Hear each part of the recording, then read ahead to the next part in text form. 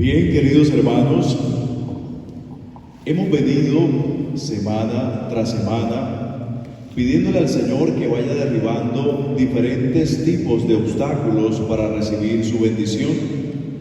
Hemos estado pidiéndole que libere las ataduras provocadas por la herida. Hemos pedido al Señor que rompa también todas las ataduras provenientes de los pecados repetitivos. Hemos pedido al Señor la liberación de todo tipo de dependencias afectivas y sexuales. Y hoy le vamos a pedir a Jesús que derribe todo aquello que tenga que ver con conjuros, sellos, ruinas, que limitan la prosperidad que Dios nos quiere regalar. Y ante esto lo primero que hay que decir es lo siguiente, y es que a veces cuando escuchamos la palabra prosperidad, lo primero que se nos viene a la mente es, ¿cierto? Señor, prospérame. Y entonces cuando uno dice Señor, prospérame, está pensando, Señor, regálame un carro, dame que me gane la lotería. Pero resulta, queridos hermanos, que la palabra prosperidad encierra mucho más que lo que tiene que ver con el ámbito material. Cuando hablamos de la prosperidad que viene de Dios, estamos haciendo referencia a la bendición integral que Dios nos regala y que abarca muchas de las áreas de nuestra vida. Le pedimos al Señor que nos prospere en el espíritu, le pedimos al Señor que nos prospere en el alma, que nos prospere en nuestras emociones, que nos prospere en nuestro cuerpo, en nuestra vocación, en nuestras relaciones sociales, en nuestro trabajo y sí, también en nuestro ámbito material. Cada uno de nosotros ha venido a este lugar para encontrarse con el Señor, para tener una experiencia profunda del amor de Dios, para adorar al Señor en espíritu y en verdad, pero también hemos venido a pedirle. Levante la mano el que ha venido a pedirle algo al Señor. Todos hemos venido a pedirle algo al Señor. ¿Y por qué? Porque todos nos reconocemos absolutamente necesitados de Dios. Y que en esa realidad que vives, en esa situación particular o esa intención que hoy le presentas a Jesús, sabes y reconoces que Él es el único que puede obrar en tu vida y bendecirte en aquello que con amor y con fe has venido a pedir. Pero entonces cuando hablamos de la prosperidad, la palabra prosperidad, de esa prosperidad integral que ya comprendemos que abarca mucho más que lo material, es importante tener en cuenta que para recibir la prosperidad de Dios, lo primero que tenemos que hacer es buscarle. Dice la palabra de Dios en el capítulo 6 del Evangelio de Mateo: busca primero el reino de Dios y su justicia, y lo demás vendrá por añadidura. Es decir, aquí lo que nos está diciendo el Evangelio, queridos hermanos, es que la clave para que Jesús nos provea, para que Jesús nos bendiga en esa prosperidad integral, es buscarle. Porque si nosotros le buscamos verdaderamente de corazón, lo demás vendrá por añadidura. Y entonces, ¿cómo es eso de buscar a Dios? ¿O qué implica? ¿Qué es lo que nosotros necesitamos hacer para buscar a Dios verdaderamente, así como nos los pide? Quiero hablarle, queridos hermanos, de tres momentos o tres elementos o tres pasos para buscar verdaderamente a Dios como Él se lo merece y como debe realmente ser. El primero de ellos es aprender a confiar en Dios. Y qué difícil resulta a veces eso. Digamos, suena muy bonito, ¿cierto? Ay, Señor, en ti confío. Pero qué difícil es hacerlo realmente cuando estamos en medio de la prueba, cuando estamos en medio de la tribulación, cuando sentimos el peso de la vida sobre nuestras espaldas. El Señor nos invita a confiar en Él, es decir, a tener fe. Y entonces nosotros podríamos preguntarnos en ese momento, ¿en quién está puesta nuestra confianza?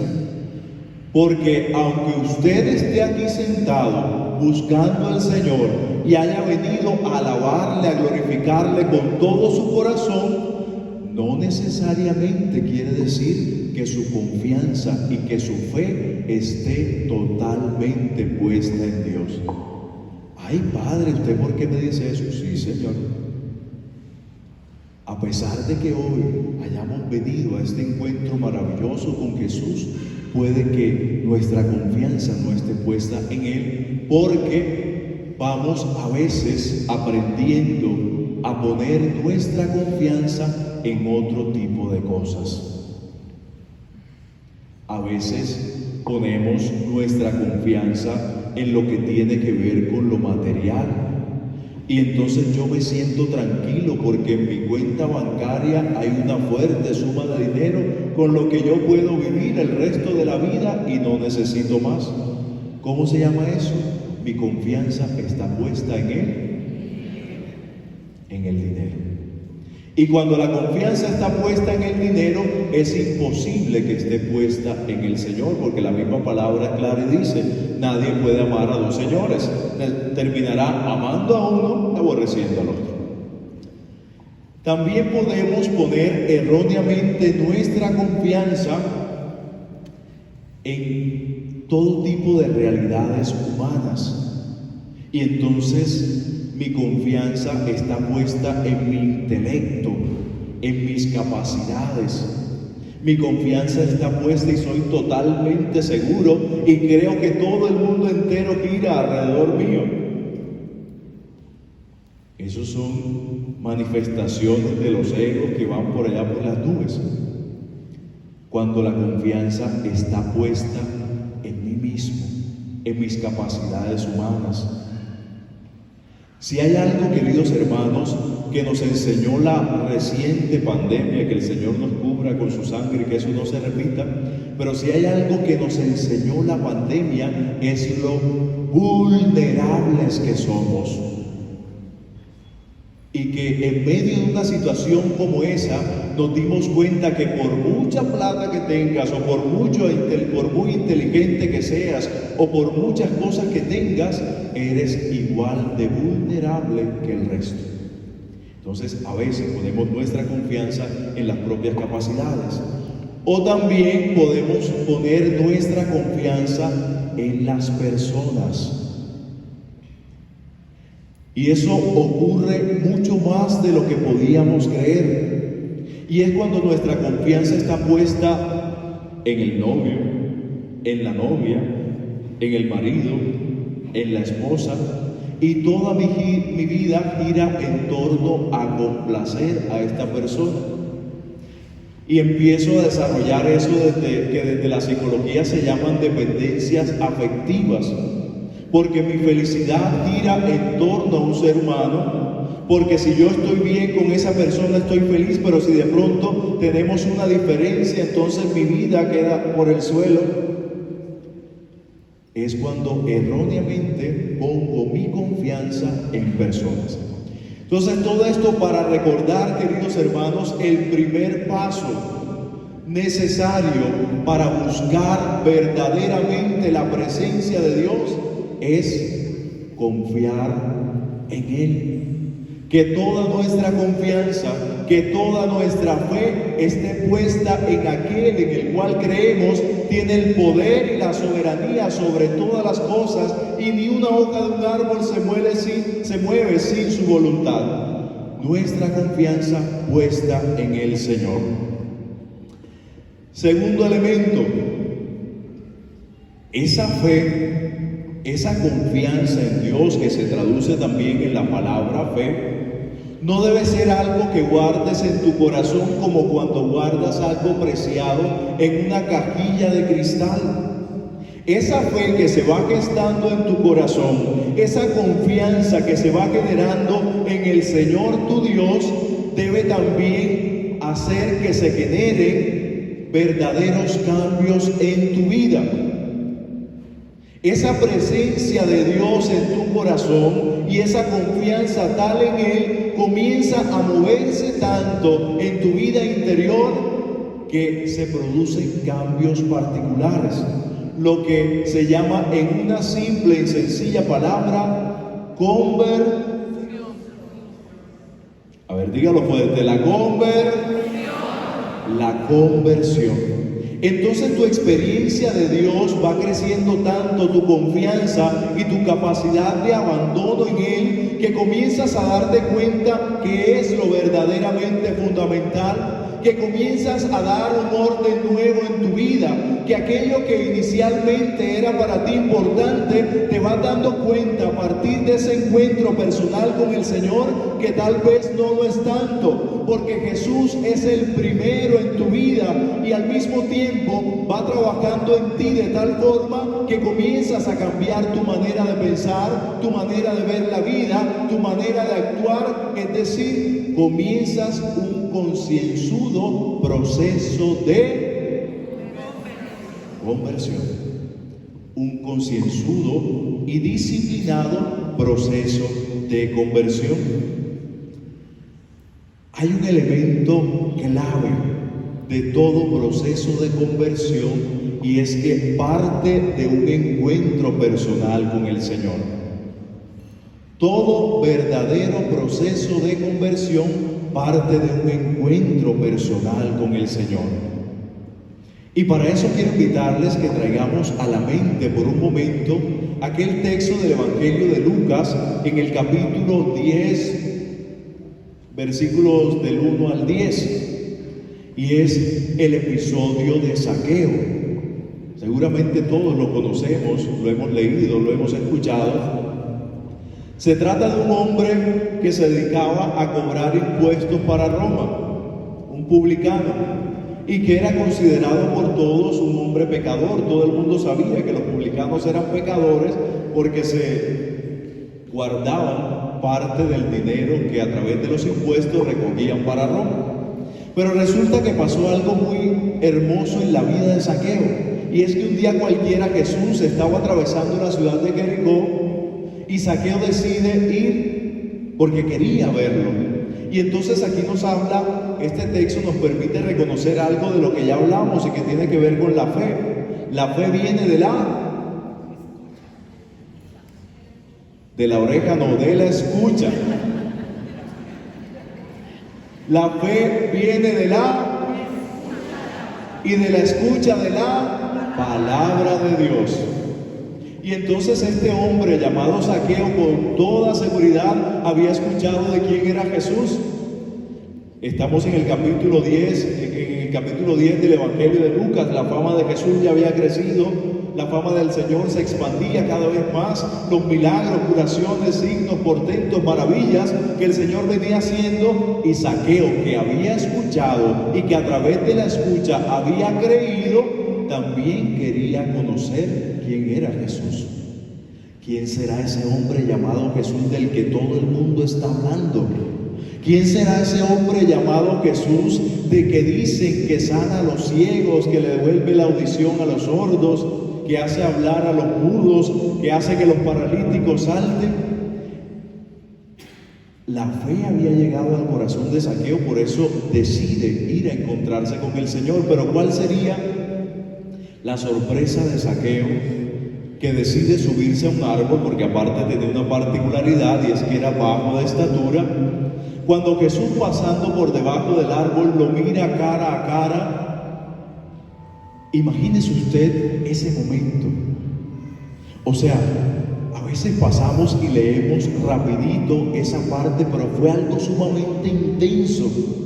Haga de cuenta la mirada misericordiosa de Dios dirigiéndose hacia ti, la mirada tierna de Jesús posándose sobre tu vida, esa mirada que es capaz de ir a lo más profundo de tu ser para encontrarse con las más lejanas y también presentes realidades de tu vida y de tu historia. Y entonces el Señor mira a Zaqueo y le dice: Zaqueo, hoy necesito quedarme en tu casa. Cuando hablamos de la casa, queridos hermanos, en la palabra de Dios es mucho más que el lugar donde se vive, es mucho más que la edificación donde se vive. Cuando hablamos de quedarse en su casa, le estaba diciendo: hoy quiero entrar a tu vida, hoy quiero ser parte de tu historia, hoy quiero escribir en ti un nuevo capítulo. Y es allí donde comienza la conversión de Zaqueo, que parte de un encuentro personal con el Señor. Ya después dirá Zaqueo, en medio de todo lo que estaba viviendo: Señor, si a alguien le he robado, le devolveré 4 veces más, y a todo el que... Inicia un verdadero proceso de conversión en la vida de Zaqueo. Entonces, primer elemento para buscar realmente a Dios: con confianza, o creer, o fe, es lo mismo. Y el segundo,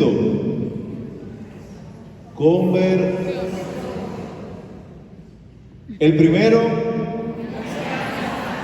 y el segundo y el tercero, seguir a Jesús. La fe ha crecido en tu corazón. Has podido experimentarle de una manera maravillosa, al punto que el Señor comienza a suscitar en ti un verdadero cambio. Pero ese cambio que el Señor está gestando en ti se hace tan profundo y tan fuerte en tu interior que reconoces que ya no eres capaz de vivir sin el Señor, que la vida sin Jesús no tiene sentido, que no eres capaz de volver a esa vida anterior porque has encontrado la perla preciosa, porque has encontrado el tesoro escondido, porque has encontrado la verdad, y eso te lleva a seguir a Jesús. En aquel texto de la curación también de Jericó, del ciego Bartimeo, sucede todo el milagro. Jesús, hijo de David, ten compasión de mí. El Señor lo llama, lo sana. Le pregunta a Jesús: ¿qué quieres que haga por ti? Él le responde: quiero ver. Jesús obra el milagro, pero en la parte final de esta narración dice algo sumamente hermoso: y a partir de allí le siguió por el camino. Es decir, no se pudo separar más del Señor. Entonces, queridos hermanos, estos 3 puntos nos hablan de el verdaderamente buscar a Dios, que es el camino para que Jesús derribe en nosotros tantas situaciones o circunstancias que limitan su bendición. Es el medio a través del cual el Señor nos regala la prosperidad que en esta noche usted ha venido a buscar. Ya lo decíamos, necesitamos ser prosperados en muchas de las áreas de nuestra vida, en nuestra vida social, en nuestra vida afectiva, también en la economía. También necesitamos ser prosperados en nuestra salud, en tantas situaciones, realidades o intenciones que usted ha venido a presentar al Señor en esa noche. Pero cuando hablamos del ámbito material, que también hace parte de todo esto de la prosperidad, el Señor nos recuerda 2 elementos, rápidamente los menciono. El primero es que nosotros, como verdaderos cristianos, no podemos perder nunca la capacidad de dar. El Señor te bendice económicamente hablando, pero esa bendición no es solo para ti. Esa bendición es para ser compartida. Esa bendición es para que tú mires al lado y lado y recuerdes que aquí, mucho más cerca de lo que tú crees, hay personas que necesitan ser ayudadas por ti.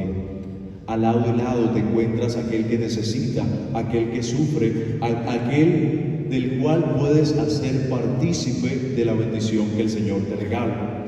Y el segundo elemento del cual hablamos cuando hacemos referencia a la prosperidad material tiene que ver con el aprender a ser buenos administradores de los bienes que el Señor nos regala. Jesús te puede bendecir o Jesús te ha bendecido, pero resulta que yo no he sabido administrar lo que el Señor me ha regalado y en este momento no tengo un peso. Y entonces yo tuve 3 casas, 2 carros y toda una cantidad de cosas y en este momento no tengo nada. El Señor nos invita a ser buenos administradores de los bienes que de Él recibimos. El Señor nos invita a tener la capacidad de esfuerzo, de disciplina, de ánimo, de entusiasmo, de no ser descuidado cuando en el ámbito material estamos hablando, a ser ahorrativo, a no despilfarrar. Es una manera de cuidar la bendición de Dios, así como cuidamos todas las bendiciones que el Señor nos regala. Hoy, queridos hermanos, vamos a tener una oración muy especial, donde le vamos a pedir al Señor que nos prospere. Si usted tiene necesidad material, claro que le vamos a pedir al Señor que derrame su bendición material sobre usted. Pero recuerde que hay muchas otras formas en las cuales hoy el Señor quiere regalarte el don de la prosperidad. Te invito a que clames al Señor y lo hagas con fe, que lo hagas con certeza, que lo hagas totalmente convencido y con toda tu confianza puesta en aquel que está por encima de todas las cosas y que siempre, siempre tendrá la última palabra.